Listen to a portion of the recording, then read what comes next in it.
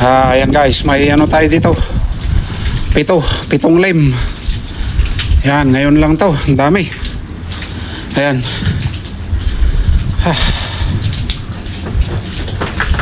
Ayan, kaya sa video ito guys, i-share ko sa inyo kung ano nga ba yung mga mineral deficiencies sa ating mga baka pag akala nyo siguro sa hupe na dadali lang sa bato o kaya doon sa yard, ganyan. Ayan, i-explain ko sa video ito guys.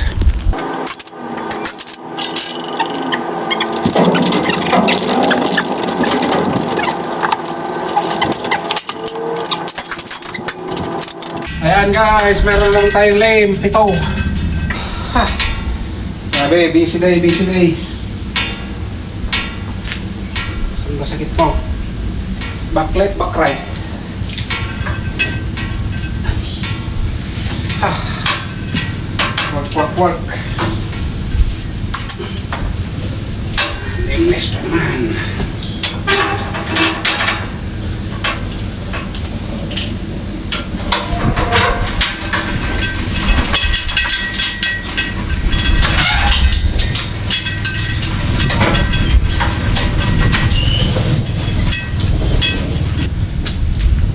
Tumahay ka pa.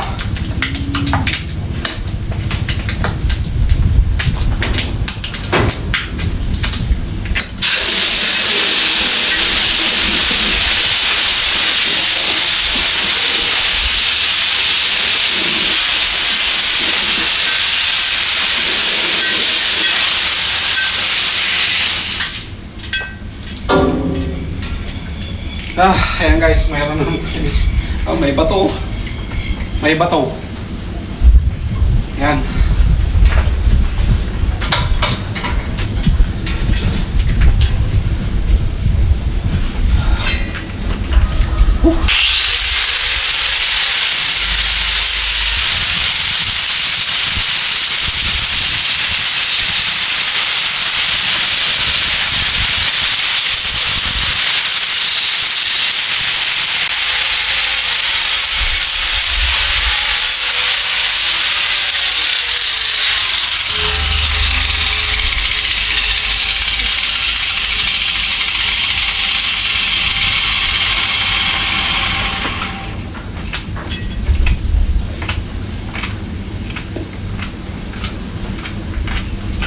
Ito, naagapan natin. Hindi pa nakapenetrate sa taas. Oh. Ayos pa. Kaya the early detection maganda kasi hindi pa nakakaano sa taas na ano na natin, naagapan na natin. Oh, wala pa sa taas.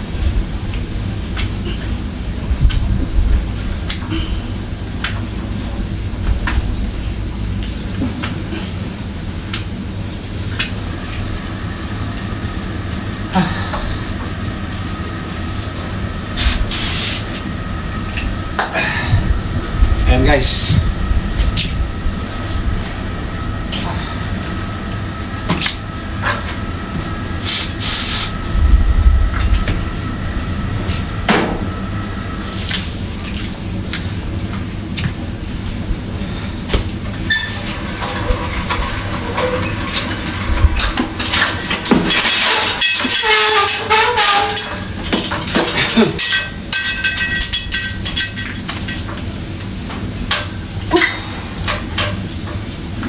Yan, minsan kasi guys, hindi lang dahil sa mga bato ganyan yung cause ng pag-damage ng hoop nila, minsan mineral deficiencies. Ayan, kaya sa video ito papaliwanag ko sa inyo kung ano yung mga mineral deficiencies na maaring may deficiency sa minerals yung ating mga baka kaya nadadamage yung hoop nila. Ayan, may 5 kasi yan guys na minerals na kaya yun yung nagko-cause minsan kung bakit nadadamage yung hoop ng ating mga baka. Yung una, yung zinc. Yung zinc kasi guys, ayan yung zinc, pagka yung baka natin ay nagkakaroon ng foot rot, ng lesions, yung pagsugat-sugat dun sa paligid ng hoop, yung dito niya, yung mga paligid ng hoop niya, tsaka dun sa loob. Ayan, hindi naman para siyang dermatitis, pero hindi naman siya dermatitis guys, kasi yung dermatitis nakakahawa. Ayun, yun yung kakulangan ng zinc minerals ng ating baka kaya hindi matibay yung hope. Pangalawa, copper. Pag yung copper guys ay may mineral deficiency ng copper yung ating baka. Ganun din. Minsan nagkakaroon yan ng ang copper kasi, lack of copper ng ating mga baka, halimbawa ng umaatake yan during winter at saka spring. Ayan, during wintering times minsan bakit nagkakaroon ng tapos nagkaka-infection ganon yung sugat nila. Ayun, isa din yun sa kakulangan sa copper guys ng ating baka. Ayan, during umatake yan dito sa New Zealand, winter at saka spring. Tapos selenium. Pangatlo, selenium. Basta una zinc, pangalawa copper, pangatlo selenium. Ayun, selenium din guys.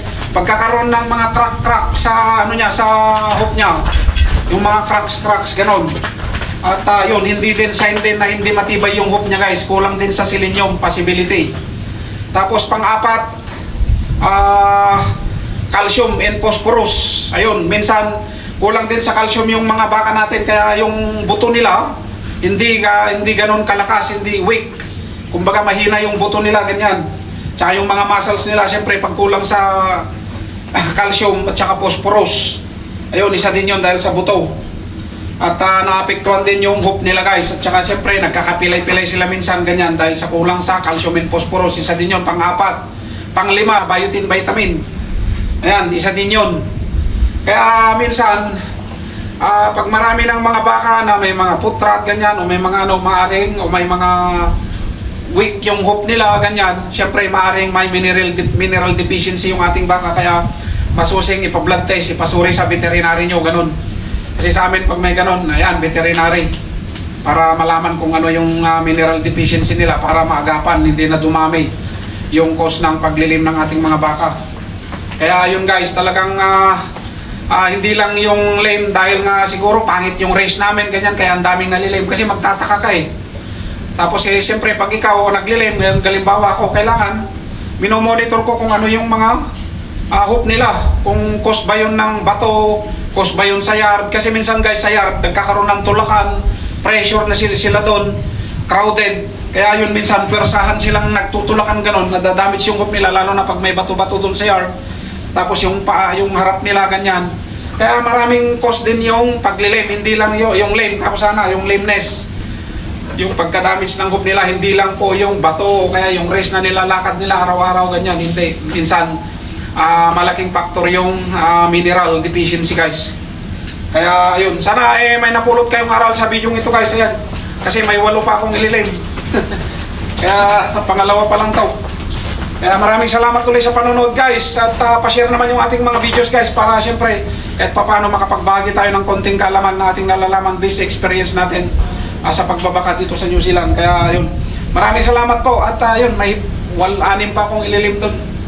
At may tatrabawin pa tayo, shinare ko lang para kahit paano yung mga kapwa natin magbabaka ay makapagbagi tayo ng konting kalaman, lalo na yung mga nagsisimula pa lang sa dairy farming guys. Kaya maraming salamat po and God bless. Bye bye.